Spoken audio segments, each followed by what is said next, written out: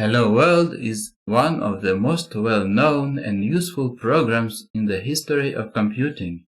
Hello World programs are written and executed every day by countless number of people across the world.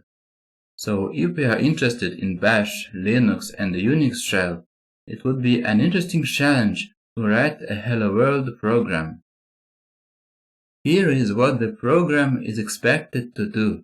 When it's executed, it prints Hello World on screen. There are several ways to write a program with this behavior. Let's learn the most easy to understand. Because it's not that easy to describe all the subtleties related to the Hello World program in just one video, let's make the simplest version on the command line.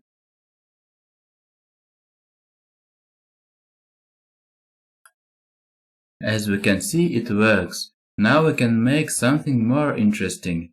Imagine you have a narrow screen and you would like to display it on two lines. There are multiple solutions for this problem.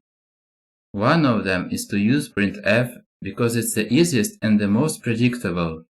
To insert a new line, we type \n.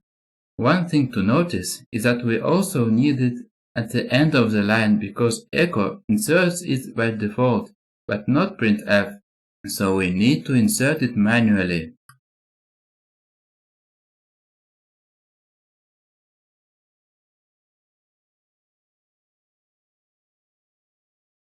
I think it's enough for this video, since we talked about lots of very complex stuff, and if you are a beginner, it would be a good idea to spend some time playing with this. Even experienced programmers forget a lot of it from time to time and need to relearn it. By the way, you can also use single quote characters instead of double quotes in these examples. But the difference between the two is a very difficult topic and would need much more than just one video.